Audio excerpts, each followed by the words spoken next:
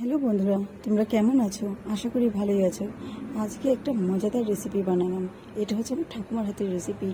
আমার দিদিদের বাড়ির পেছনে অনেক এই গাছ উঠেছে। বললাম, দিদি তুই একটু এনে দিস তো। দিদির সঙ্গে সঙ্গে বিকেলবেলা আমাকে এনে দিয়েছে, আর মা আমাকে এটা কুটে দিল ভালো মতন।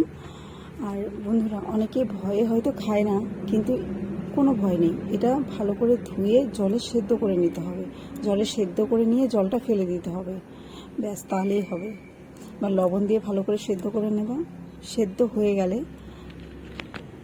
একটু লঙ্কা, একটু ঝাল করে বাটবা, একটু রসুন আর পেঁয়াজ আর কালো জিরা। একদম সহজ রেসিপি, যা সহজেই তোমরা বাড়িতে বানিয়ে খেতে পারো। আর আমার ঠাকুমা ছিল নোয়াখালী ডিস্ট্রিক্টের লোক, আর উনি এই ভর্তা খুবই ভালোবাসতো। আর ঠাকুমার কাছ থেকে আমার শেখা। আজ হয়তো উনি পৃথিবীতে নেই ঠিকই, কিন্তু ওনার যে সমস্ত যত রকমের কচুর ভর্তা আছে, আমার সব রেসিপি আমার মনে আছে।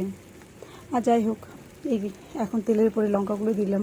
আর তোমরা সব থেকে বড়ো কথা, কাঁচা লঙ্কাগুলো ফাটিয়ে নেবা, না হলে যা তেলে ফোটে, বাবারে বাবা। তোমরা কাঁচা লঙ্কা ফাটিয়ে তারপরে তেলের উপরে দেবা। আর সুন্দর করে হালকা ভাজা হয়ে গেলে যে সেদ্ধ করা ঘ্যাটকলটা ওইটা দিয়ে দেবা। ও হ্যাঁ, অনেকে এই ঘ্যাটকলটাকে হেলা কচু বলে, থারকল বলে, তারপরে আর কি কি বলে যেন, আমার ঠিক মনে নেই। কিন্তু আমরা যেহেতু আমার ঠাকুমা বলতো ঘ্যাটকল, তাই আমরা সেই ঘ্যাটকলই বলি। যাই হোক, যে যার নামে ডাকুক, টেস্ট তো সেই একই। আর এটা খেতে খুব মজাদার লাগে। তোমরা বাড়িতে অবশ্যই ট্রাই করবে, আশা করি তোমাদেরও খুব ভালো লাগবে। আর আমার তো ভর্তা খুবই ভালো লাগে, কারণ ঠাকুমার কাছ থেকেই শেখা যত রকমের কচুর ভর্তা আছে। আর আমার ঠাকুমা খুব ভালোবাসতো। আজকে খুবই মনে পড়ছে ঠাকুমার কথা। বাপরে কি গরম! দেখো, রেসিপি আমার তৈরি, এখন শুধু বাটলেই হয়ে যাবে।